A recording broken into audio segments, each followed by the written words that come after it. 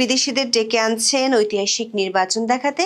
সেই বিদেশিরা দেশে এসে বৈঠক করছেন কার্যক্রম নিষিদ্ধ থাকা আওয়ামী লীগের সাথে। সূত্রগুলো বলছে, বিদেশি সংস্থার প্রতিনিধিরা শুধু মাঠে ঘাটে মানুষের মধ্যেই নয়, খোদ সরকারের উপদেষ্টাদের মধ্যেও নির্বাচন নিয়ে সংশয় দেখছেন। সবশেষ খবর হলো, অন্তর্বর্তী সরকার অভ্যন্তরেই নির্বাচন নিয়ে দেখা দিয়েছে বড় ধরনের অসন্তোষ। পর্দার আড়ালে দুই দলের মধ্যে আসন ভাগাভাগি আর সরকার গঠন নিয়ে সমঝোতা না হয় সরকারের উপদেষ্টাদের মধ্যে একটি গ্রুপ বেজায় চটেছে। অন্যদিকে তিনটি পক্ষ 8ই ফেব্রুয়ারি থেকে বড় ধরনের আন্দোলনে নামছে, এমন খবরে চিন্তিত উপদেষ্টাদের আরেকটি গ্রুপ।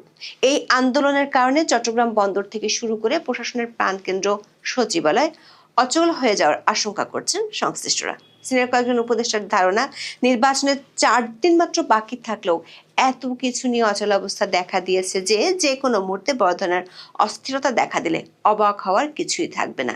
এমনিতেই নানা কারণে নির্বাচন কমিশন তার প্রস্তুতি এখনো শেষ করতে পারেনি। গাজীপুরে স্থগিত করতে হয়েছে নির্বাচনী সরঞ্জাম বিতরণ। পরিস্থিতি নিয়ে উপদেষ্টাদের মধ্যে আশঙ্কা এতটাই বাড়ছে যে নিজেদের মধ্যে ছোট ছোট দলে ভাগ হয়ে এখন তারা বৈঠক করছেন। কমপক্ষে 8 জন উপদেষ্টা কূটনৈতিক পাসপোর্ট বাদ দিয়ে সবুজ পাসপোর্ট নিয়ে পশ্চিমা দেশের ভিসাও লাগিয়ে নিয়েছেন। এমনকি দেশের আইন শৃঙ্খলা নিয়ন্ত্রণে রাখার দায়িত্ব যে পুলিশের, সে বাহিনীর সর্বোচ্চ ব্যক্তিটিও দেশ ছাড়তে চান। এই পরিস্থিতি নিয়ে আন্তর্জাতিক শক্তিগুলোর কাছ থেকেও চাপ আসতে পারে, এই আশঙ্কাও আছে সরকারের কারো কারো মধ্যে। সূত্রগুলো বলছে, মাঠের পরিস্থিতি যমুনার নিয়ন্ত্রণের বাইরে চলে যাচ্ছে ধীরে ধীরে, আর তাতে আতঙ্ক বাড়ছে অন্তর্বর্তী সরকারের উপদেষ্টাদের। বিস্তারিত জানতে চলুন যাওয়া যাক বিশ্লেষণে। ঘানার সাবেক রাষ্ট্রপতি নানা আকুফো-আদ্দোর নেতৃত্বে কমনওয়েলথ পর্যবেক্ষক দলের 11 জন বাংলাদেশে এসেছেন। 7 ফেব্রুয়ারি তারা বৈঠক করেন আনিসুল ইসলাম মাহমুদের নেতৃত্বাধীন জাতীয় পার্টির একাংশের সাথে।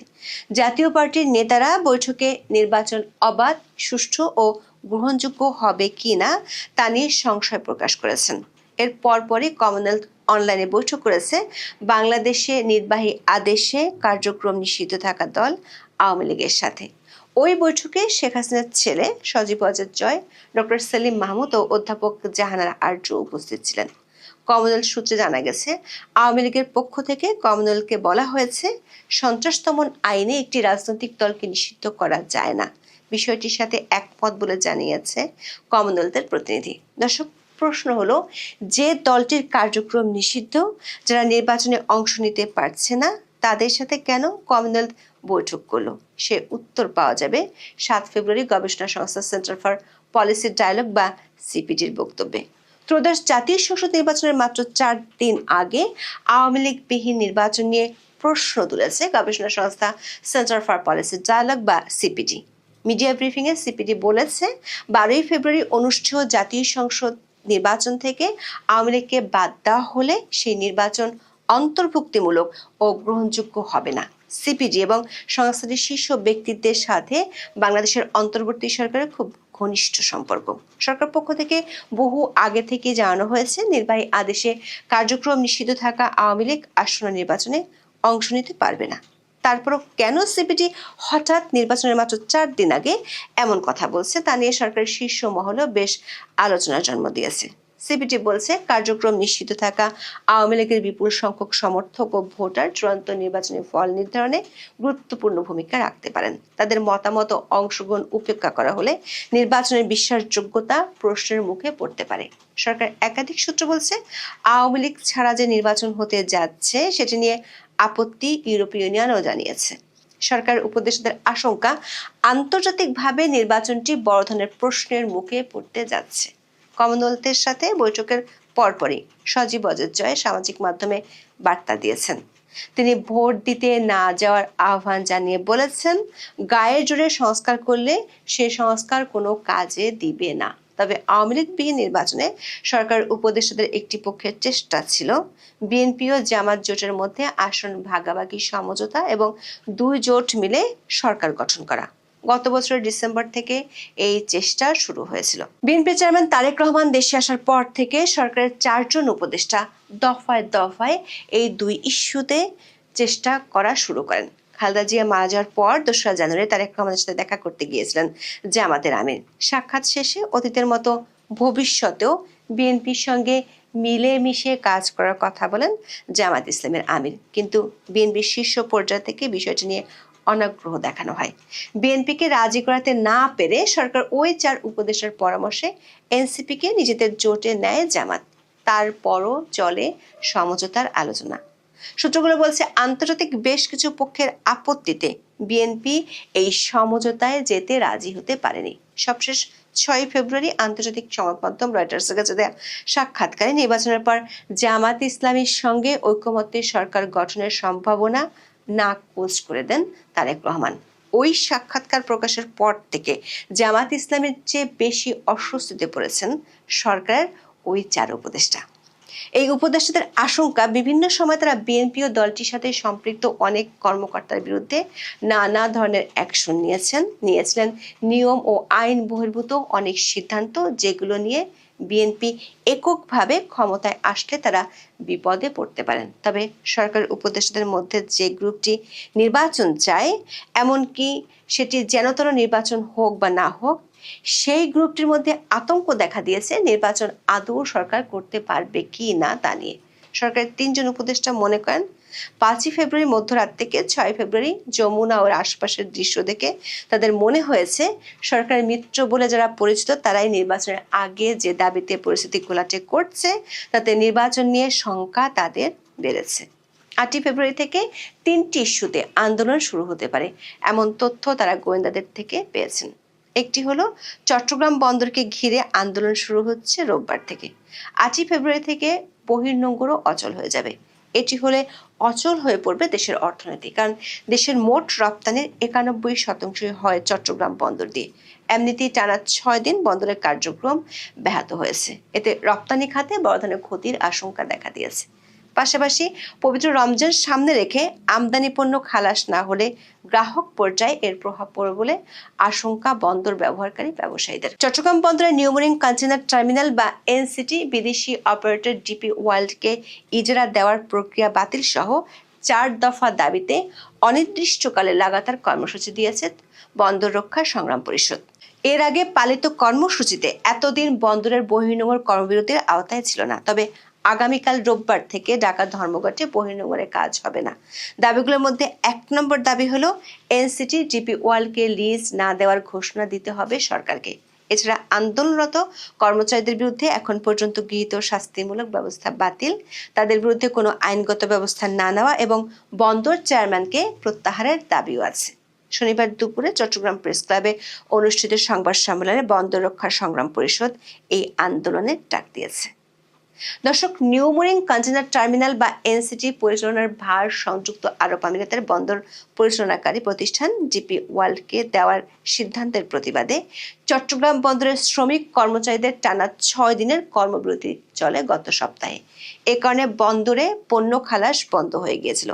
নৌ পরিবহন উপদেষ্টার সঙ্গে বৈঠক শেষে বৃহস্পতিবার বিকেলে পরের 2 দিনের জন্য কর্মবিরতি স্থগিতের ঘোষণা দিয়েছিল বন্দর রক্ষা পরিষদ। কিন্তু বৃহস্পতিবার উপদেষ্টার সঙ্গে বৈঠক শেষের কয়েক ঘন্টা পর আন্দোলনের নেতৃত্ব দানকারী বন্দর শ্রমিক কর্মচারীদের বিরুদ্ধে দুর্নীতির অভিযোগ তদন্ত ও তাদের দেশ ত্যাগে নিষেধাজ্ঞা চেয়ে বিভিন্ন সরকারি দপ্তরে চিঠি দেয় বন্দর কর্তৃপক্ষ। আন্দোলনকারীদের বাধায় বন্দরের 3টি প্রধান terminal, New Mooring container terminal, Chittagong container terminal বা সিসিটি ও জেনারেল কার্গো বার্থের কার্যক্রম মঙ্গলবার থেকে পুরোপুরি বন্ধ হয়ে যায়। দ্বিতীয় যে আন্দোলনটি 8 ফেব্রুয়ারি থেকে শুরু হবে সেটি হলো পে স্কেল বাস্তবায়নের আন্দোলন। 6 ফেব্রুয়ারি সরকারি ছুটির দিনে সরকারি কর্মচারীদের একটি বিশাল মিছিল যমুনার সামনে গিয়ে আন্দোলন করলে পুলিশ ব্যাপক লাঠিচার্জ করে তাদের ছত্রভঙ্গ করে দেয়। সামাজিক মাধ্যমে ছড়িয়ে পড়া ভিডিওতে খোদ ডিএমপি পুলিশ কমিশনারকেও লাঠি চার্জ করতে দেখা গেছে। গোয়েন্দা সূত্রগুলো বলছে, সরকারি কর্মচারীদের একটি বড় অংশ এর মধ্যে ঘোষণা দিয়েছে পে স্কেল ঘোষণা না দিলে তারা নির্বাচন বয়কট করবে। 8 ফেব্রুয়ারি দুপুর 2টার মধ্যে প্রজ্ঞাপন জারি না করলে তারা পুরো দমে কর্মবিরতিতে যাবে। এমনকি ওই গ্রুপটি সচিবালয়ে তালা ঝুলে দিতে পারে এমন আশঙ্কাও করছে গোয়েন্দারা। তাদের সাথে একমত হয়ে সরকারি সেবাদান প্রতিষ্ঠানের কর্মচারীরাও যোগ দিতে পারে। সরকারের কয়েকজন উপদেষ্টা মনে করেন, নির্বাচনের মতো মহাযজ্ঞের আগে সরকারি কর্মচারীরা বয়কটের ডাক দিলে কোনোভাবেই নির্বাচন করা সম্ভব হবে না। তবে আশঙ্কার কথা হলো সরকার এই উপদেষ্টাদের ধারণা সরকারের ভিতরে একটি পক্ষ নির্বাচন হোক সেটি চায় না।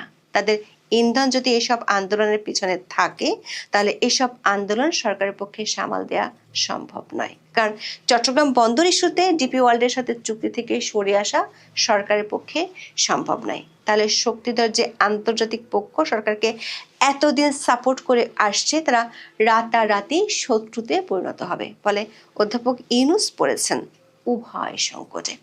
তৃতীয় আন্দোলনটি অবশ্য সরকারের মিত্রদের। 5 ফেব্রুয়ারি মধ্যরাত থেকে 6 ফেব্রুয়ারি পর্যন্ত জাতিসংঘের অধীনে হাদি হত্যার তদন্তের দাবিতে ইনকিলাব মঞ্চ যমুনা ঘেরাও করে। সরকারের মিত্র হওয়া সত্ত্বেও পরিস্থিতি নিয়ন্ত্রণের বাইরে যাওয়ায় পুলিশ ব্যাপক চড়াও হতে বাধ্য হয় জানিয়ে সরকারের মিত্রদের ক্ষোভ ঝরে পড়ে সামাজিক মাধ্যমে। সরকার একটি পক্ষের অনুরোধে শেষ পর্যন্ত তারা 8 ফেব্রুয়ারি পর্যন্ত আন্দোলন স্থগিত করেছে। সূত্রগুলো বলছে কোটি টাকার অনুদান, কোটি টাকার ফ্ল্যাট আর হাদির ভাইকে বিদেশি দূতাবাসের লোভনীয় চাকরি দেওয়ার পরও কেন হুট করে যমুনার সামনে এসে জড়ো হয়েছে সেটি সরকারের কাছে বেশি বিস্ময়ের। অভিযোগ আছে সরকার একজন উপদেষ্টার সাথে কয়েকদিন আগে ইনকিলাব মঞ্চের কয়েকজনের বৈঠক হয়েছিল। সরকার উপদেষ্টাদের একটি অংশের আশঙ্কা এই 3টি আন্দোলন একসাথে শুরু হলে সরকার নির্বাচনী প্রস্তুতির কাজ থেমে যেতে বাধ্য। এমনিতেই নির্বাচন কমিশন এখনো অনেক পিছিয়ে আছে। দেশের সব নির্বাচনী অফিসে এখনো ব্যালট সহ দরকারি সব সরঞ্জাম পৌঁছায়নি। এর মধ্যে গাজীপুর জেলায় নির্বাচনী ব্যালট পেপার বিতরণ কার্যক্রম স্থগিত করা হয়েছে। 6 ফেব্রুয়ারি গাজীপুরের জেলা প্রশাসক ও রিটার্নিং কর্মকর্তা মোহাম্মদ আলম হোসেন স্বাক্ষরিত এক চিঠিতে এ তথ্য জানানো হয়েছে। চিঠিতে উল্লেখ করা হয়েছে গাজীপুর জেলার 5টি সংসদীয় আসনের গণভোট ও জাতীয় সংসদ নির্বাচনের ব্যালট পেপার বিতরণ কার্যক্রম অনিবার্য কারণবশত স্থগিত করা হয়েছে।